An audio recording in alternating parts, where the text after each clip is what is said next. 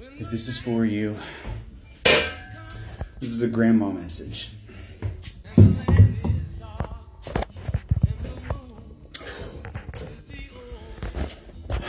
Your grandma is still riding with you. She's moved on. She hasn't moved on far. You know, it's possible for us to be here and not here at the same time. And she's still watching over you. She's still saying,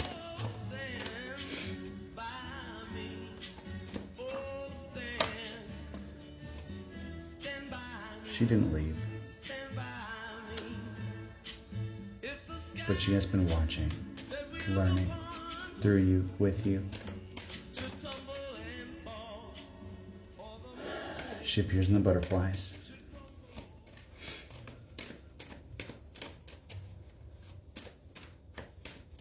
Seeing fours. Foundations, family, celebration.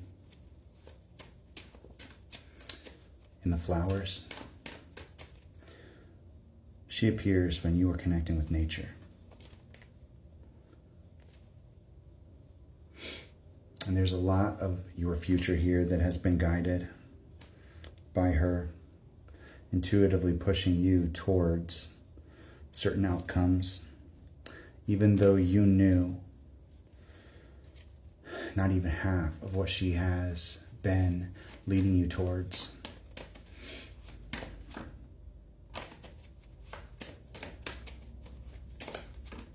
She's been there through every battle, through every loss, loving you from the background.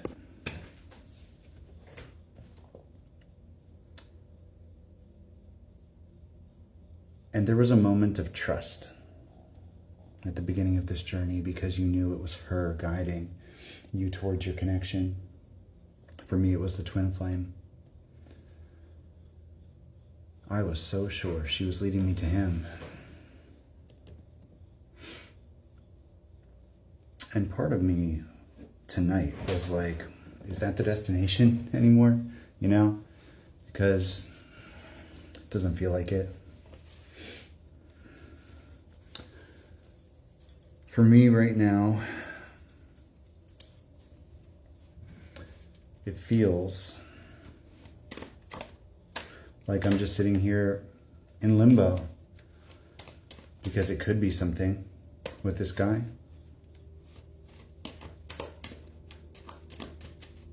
But every time I get this call for once, every time I get this call to move forward, I know that there's a reason, there's a lesson, there's a reason why everything happens the way it does. And every time somebody stays in your life, there's a reason for that. Every time somebody comes back into your life, there's a reason for that.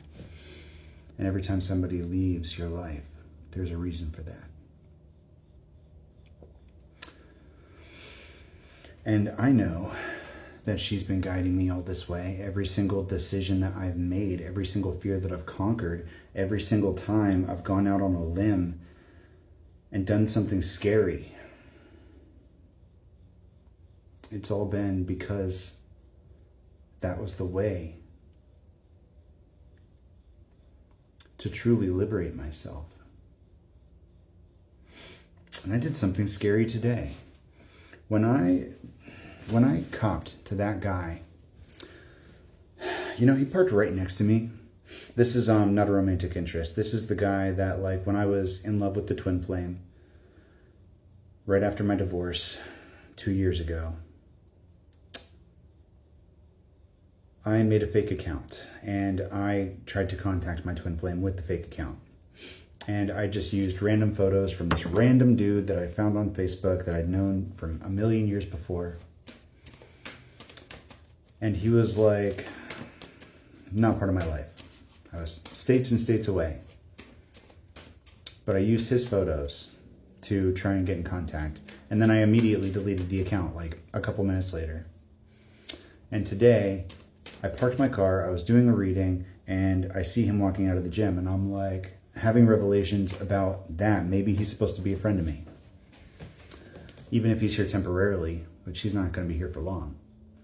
Just long enough like the next 9 months or so. But that's long enough for me to see him every day right now. And I told him, I think that you popped back up in my life so that I can make this right. And he told me it was okay and that everything was fine. That, yes, it was kind of fucked up, but there was no harm done, and that it was really okay.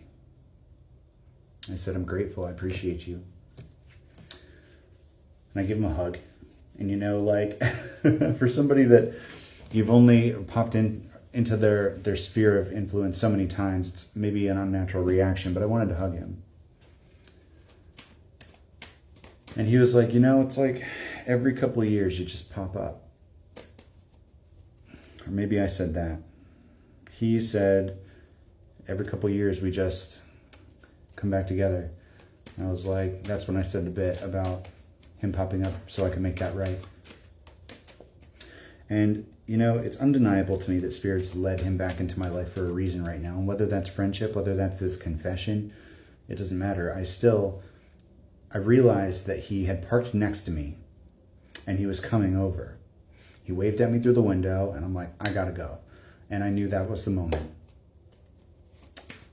And yeah, it was scary to confess that I stole this dude's pictures years ago. But it aligned so perfectly and it led to a good outcome. But I can't help think that it was orchestrated to be just that. This new beginning in that relationship, sun energy again. And no amount of planning made it easier because I chickened out once already. It had to be spontaneous, it had to be aligned, it had to be intuitive that right then and there I knew I had to act.